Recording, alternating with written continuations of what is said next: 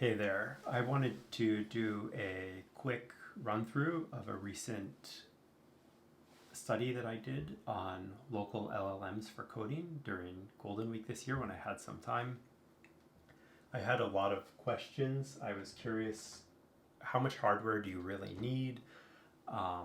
There's a lot of videos that have a lot of hype around specific models but don't really compare them against each other in a very repeatable way, so I find that they're not very helpful. However, I saw two videos recently which kind of covered what I would consider half of the problem, so I did a combined study across them, and I was also curious if the M5 Max MacBook Pro that I have was really worth it, and do I have too much memory now? And the answer is probably yes. But I wanted to understand better what you really need to run these local models as well without doing any strange quantization or anything.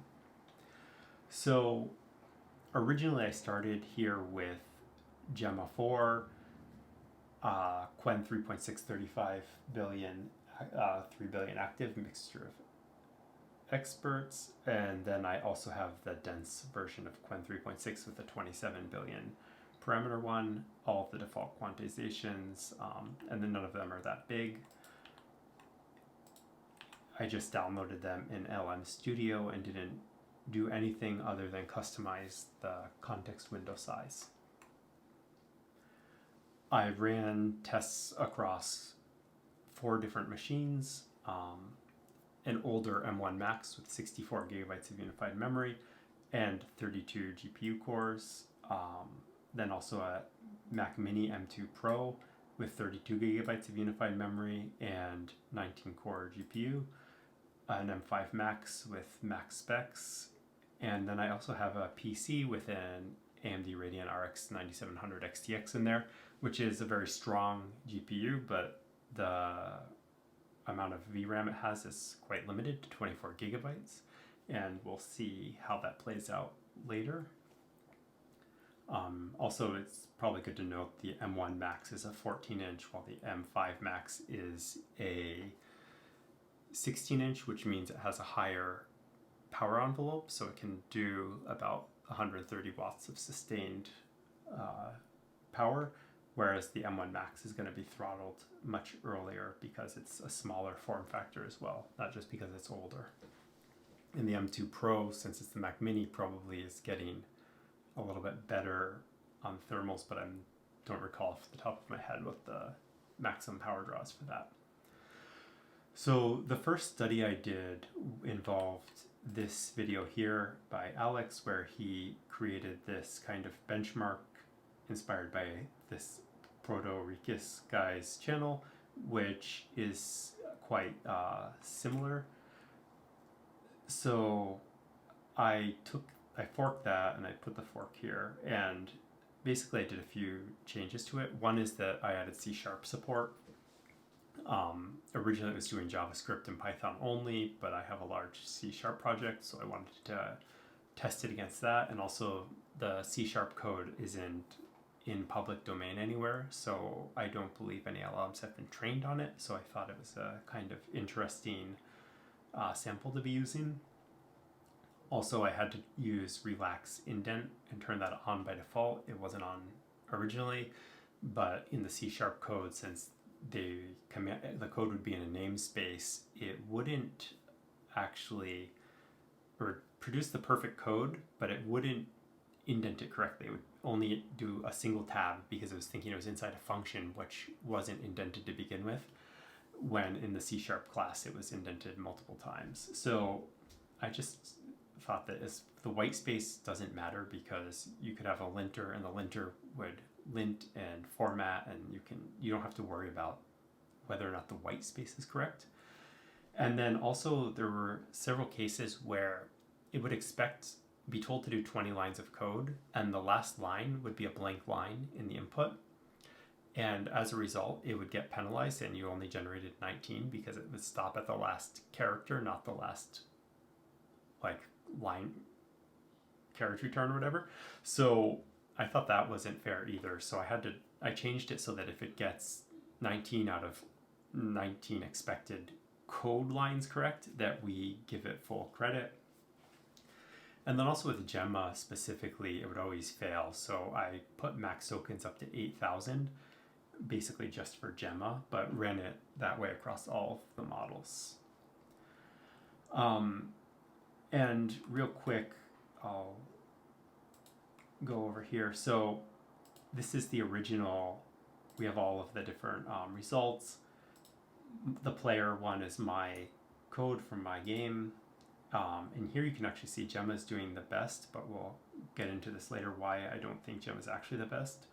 And you can see Qwen 3635B and the 27B here. And you can see that 27B has very few hallucinations. So does Gemma, but we'll again go into that later. And here we have these comparisons, but originally these comparisons weren't very helpful for me. So for example, if we let's look at expected DPS and toggle setting. I wanted to have a diff view here. So here we can see like, okay, toggle setting, the Qwen 35 billion active 3 billion parameter model was hallucinating and missing some lines. So here we can see Gemma got it perfect, Qwen 27 billion got it perfect, but here, the A3B version just neglected to write the last two lines. So that's obviously a quality issue. And then the other one I said we'd look at was toggle setting. Here, Gemma did it great. The 27 billion model did it great. The dense model did it very well, but the A3B model here, it just neglected to write the lines, and it also hallucinated a curly brace after that.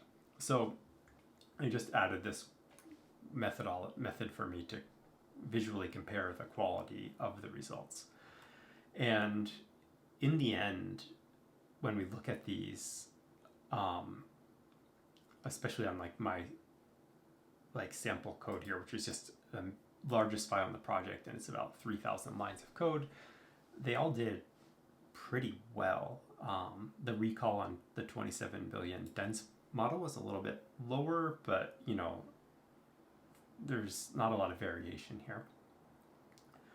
Where we saw the most variation was with Qwen 3.6 and Gemma here. I think this is a little unfair because we didn't have enough context for it to fit everything in memory. So it's kind of crazy that the 27 billion was able to even complete these, in my opinion. But I'm guessing that the dense model did a better job, probably because it's just been trained on the code in the wild a lot more and was able to replicate it without having it exactly in its context, all of it within the context window. So for me, the kind of interesting one here was, my own code, which does not exist in the public. It's quite large, and it would technically be more context than we could fit in the context window, but it did a good job still, right? So the other thing, and here Gemma, it just couldn't handle it. And here again, you see when we look at the time here, Gemma is taking a very long time to get decent results, the best results actually. But when we look at, for example, the active 3 billion model, which is very fast, it's getting, great results in almost no time. And then here with the 27 billion dense model, it's getting great results as well. It's taking a little bit longer, but it's not taking forever. So really, after this, I felt that the Qwen 3.6 model family was by far the best. And there's some nuance here that we can get into as we go on to the next study we did. So here, there was another video that was put out by Burke Holland, and he did this study of, can open source models beat Opus at a fraction of the cost? And he was looking at a lot more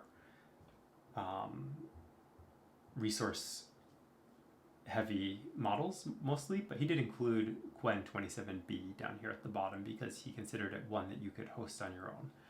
So I took his PRD he had here, which is, telling the model to create a basically URL sharing app.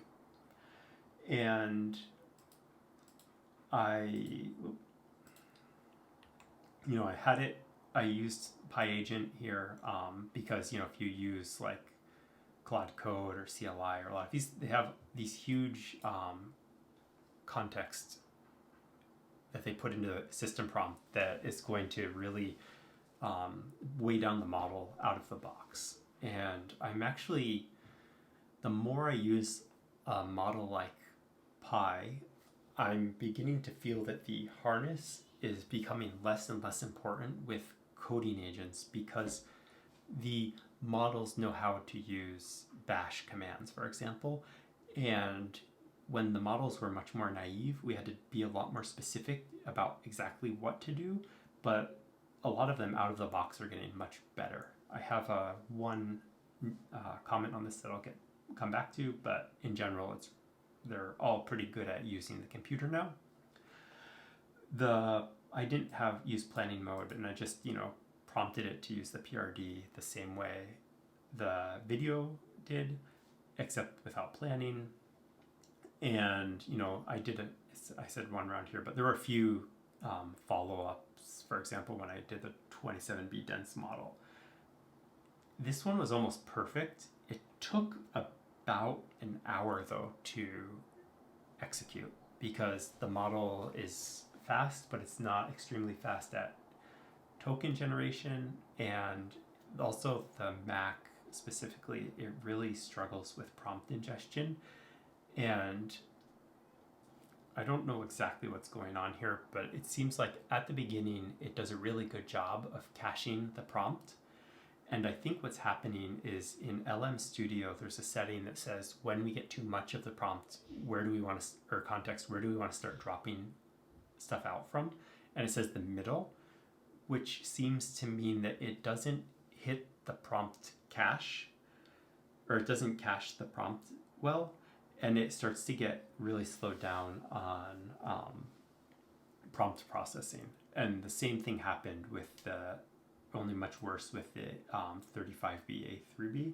And then Gemma, so I got a reasonable output from the 35 billion parameter model, but it kept choking and getting having to compact its context, and then it was churning on prompt ingestion and prompt processing. So it was good, but it wasn't great. And then Gemma didn't actually create something that could be used. So here we have a comparison kind of side by side.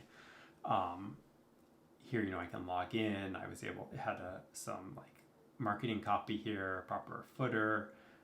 It was loading the previews for the URLs, where here it wasn't doing that. It had the share the list thing at the bottom. Here it wasn't giving the share information because it was missing stuff. So they were given the same document, but the one that came out from the 27 billion parameter model, the dense model, was just much better. And the edits, you can edit them and everything, and you can update. It's smooth. It's basically, I don't know that I would want to make this a product. It's almost there. There's some basic stuff like, a little missing margin underneath the marketing copy here, and a little bit missing margin there, but or padding maybe, but yeah, it looks fine, right?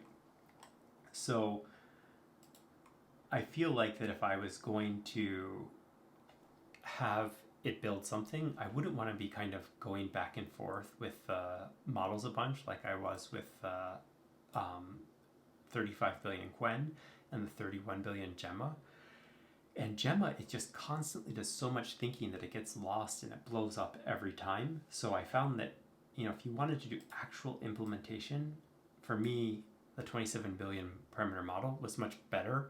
And it's a little bit slower, but it gets you the right answer, whereas the other ones were getting an answer, but not necessarily the right answer, and would kind of involve a lot more struggling to like get the model to do what I wanted. So the next study I did then was I started to look at the hardware and token speeds. So when we look at the 3.6 35 billion model with the active 3 billion parameters, just at a 64K context, you know, the M5 Max and the 9700 had huge throughput. They were very fast. The M1 Max came in close, so it kind of shows us here that we're much more GPU core bound than we are, you know, the model of the M5, like M5 is less important than the number of cores, or M2 would be with, like, so we want to give preference to GPU cores. More recent GPU cores are better, but the total number of cores seems more important than the series of the chip. And when we looked at the Qwen 3.6 dense model, the 9700 was very fast, but there's a caveat we're going to get into below.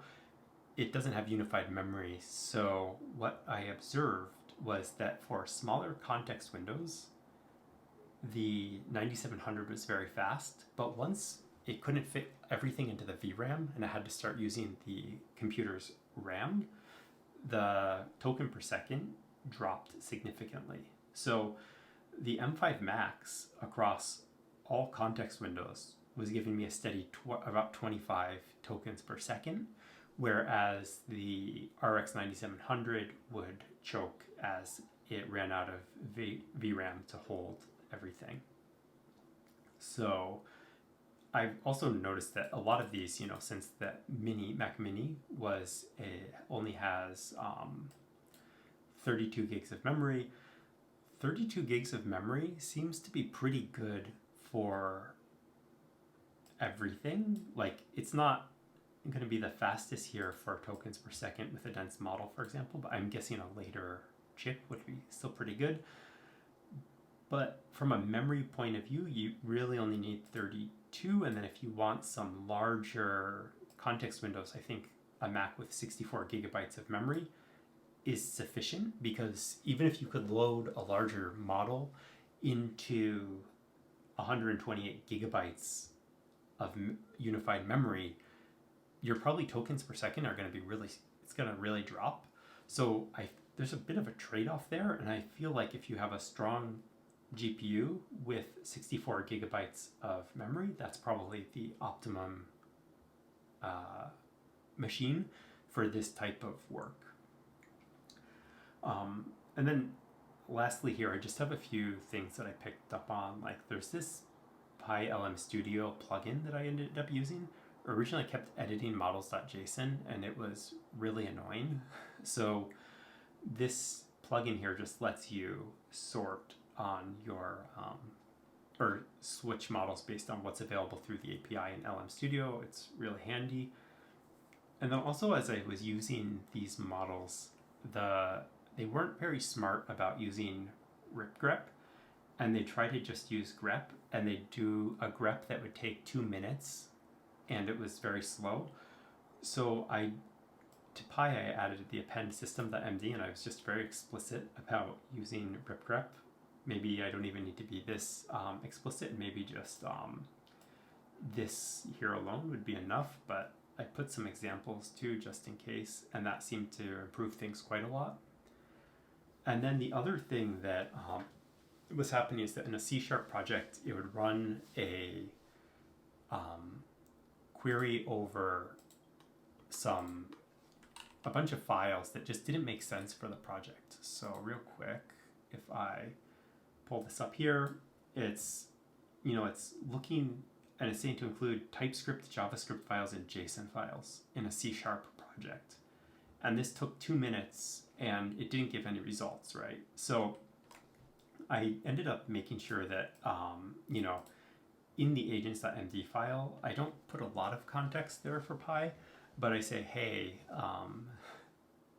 this is a .NET 10 project, it's C#, so don't go looking for TypeScript files, right? So that made so these kind of 3 little tweaks make a huge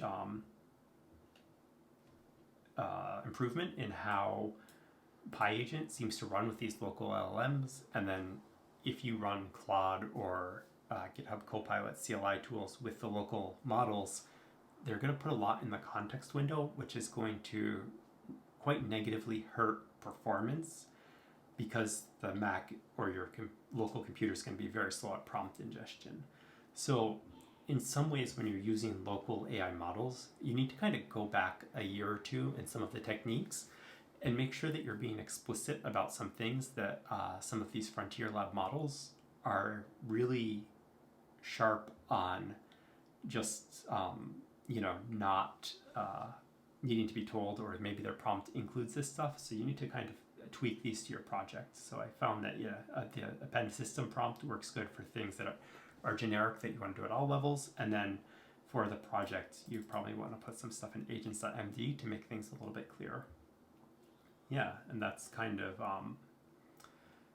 what I arrived at. So, if I was going to just do retrieval and searching, I think the 335 A3B is really good. So maybe basic code-based research would go very far with this because it can find stuff. And also, I found it really good for simple things like I had a directory on my Mac Mini. I wanted to copy it over to the M5. I said, hey, Pi, go get these things, and it's smart enough to be like, okay, I should just scp in, copy the directory over, right? If you want to be really offline and get the right answer, I feel like the 27 billion dense model is definitely the way to go. If you're thinking about what type of hardware do you want, a 32 gigabyte machine, if you're really budget bound, should be enough. But you might run into some limits on the context window. So if you get 64 gigabytes of memory, you'll have plenty of comfort, and then GPU core counts matter more than actual generation, or matter the most for generation. So if you're looking at, for example, an M5 Max or M4 Max versus M5 Pro, the M4 Max is probably going to give you better results. I couldn't actually test that. I would have liked to have more comparisons for the tokens per second across more hardware, but I only have 3 M1 or Mac Silicon chips. And then if you have a PC with a big GPU, it's great for shorter context tasks, but when you start to do larger projects, it's gonna choke a little bit. So if you have a lot of memory in the GPU and the PC card, it's gonna be faster, but I can't bring my tower with me on a trip. So in this way, kind of the Mac stays the winner overall. But if I was just doing stuff locally and had a PC that had enough VRAM, I would just set up LM Studio so that I can connect to that in my local network and do that. So yeah, that's the run through of what I did and kind of what I learned over Golden Week with how local LLMs work for when we look at coding across a few studies, the retrieval, the code generation, and the actual performance across various pieces of hardware and models. And I hope this is helpful. This is just a walkthrough of the blog post basically to explain that.